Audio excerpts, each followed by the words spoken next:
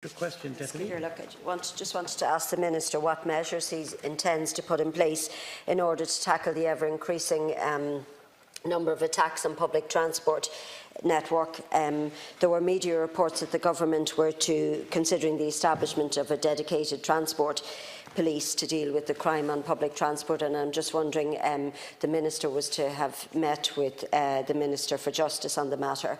What was the outcome of that, and what plans have you outlined? Thank you, Deputy Minister. Can you outline them? Yeah, I'd like to thank Deputy Munster for this question, which I think is a matter which is concerning a large number of deputies, particularly in the Dublin area, in recent times, and it's a matter of some angst in some modes of transport and less in others, but I think it's a relevant and certainly well-intentioned question. The safety and security of public transport passengers and staff, including arrangements to deal with antisocial behaviour, are important matters that, first and foremost, must be managed by every public transport company in conjunction with the Garda Síochána where appropriate. While the vast majority of public transport passenger journeys occur without incident, I'm concerned to ensure that the necessary arrangements are in place to ensure the safety of all passengers and staff travelling and working on our bus and rail networks. Therefore, following representations from the National Bus and Rail Union seeking the establishment of a dedicated police force for public transport, my department wrote to Imelda Munster, Bus Éireann and Dublin Bus to seek their views on the issue of antisocial behaviour and ensuring the safety of both passengers and staff. In its response, Imelda Munster outlined a number of measures that the company has taken in an effort to safeguard the security of passengers and staff. These measures have included the allocation of additional security and supervisory operatives, particularly at night and in certain areas, as well as more resources for centralised CCTV monitoring stations. The company also emphasised that it works closely with the Garda Síochána on antisocial behaviour in general and receives the full support of the Gardaí. More recently, Imelda Munster has advised that security and supervisory operatives have been allocated, particularly at night in certain areas and at sensitive times such as the Christmas period. In addition, I understand that Imelda Munster has now commenced the deployment of on-board customer service officers on intercity trains, while the primary focus will be on customer service. Their presence is intended to deter antisocial behaviour and will enable rapid contact with security and a Garda Síochána should this be required. Bus Éireann and Dublin Bus responded that the level of antisocial behaviour is relatively low and noted a declining trend, which is very positive. Both companies also stressed the strong and close working relationships with the Garda Síochána.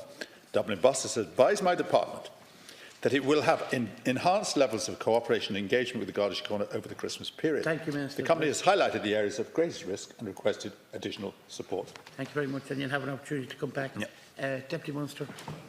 Mr Minister, as you're aware, public transport companies are already under-resourced and need additional support from government to deal with this. It's my understanding that it costs Imelda Munster upwards of €3 million a year to provide security services.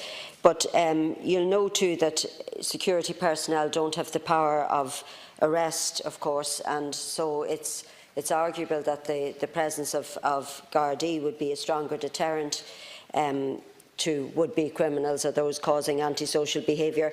And at present, both transport workers and passengers feel threatened because of the security, and you'd be aware of the recent media reports where there seems to be an increase, but that's a worry, not just for workers but also for the passengers. But as I said at the start, you had indicated that the government would look at a new policing unit, a specific one, if you like.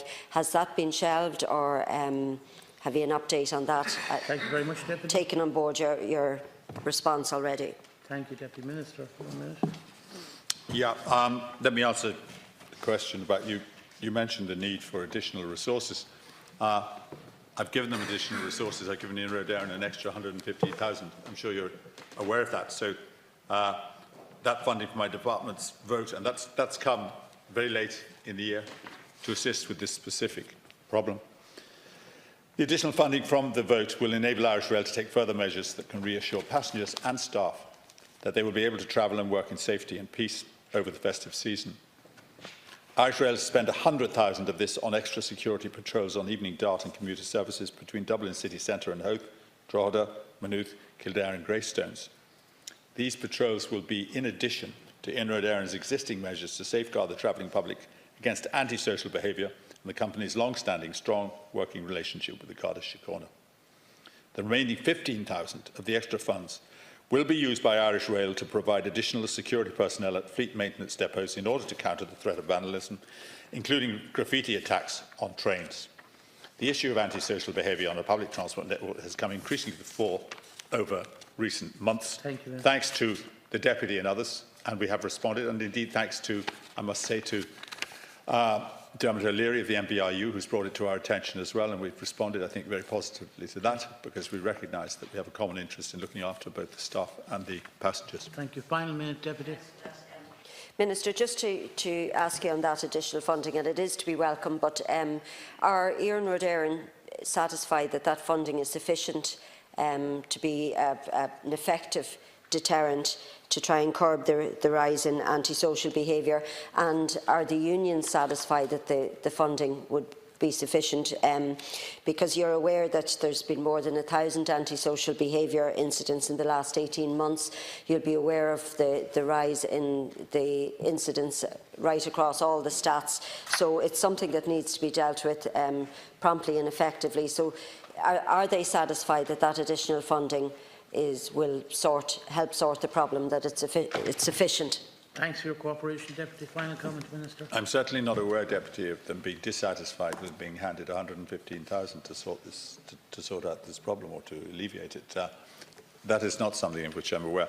I presume what I should say to you in response to that is that we will see what happens and what the response, what the result is. We're not even over the Christmas period yet to see the effect it's had, but I think that they must be pleased with the fact that your representations, trades unions' representations, and their own representations, and our own awareness of the fact that appalling things were happening on public transport made us proactive. So I hope that they are happy, but of course we're happy to talk to them again if they think there's anything more than they can do. That's not a promise of funding, but it's certainly of support, moral or otherwise, for what they're doing. Thank you, Minister. I just say to that, I have been in touch with the Minister for Justice, and he has been in touch with the Garda Commissioner in turn, and I think it's being looked at very seriously in that event. Eventually,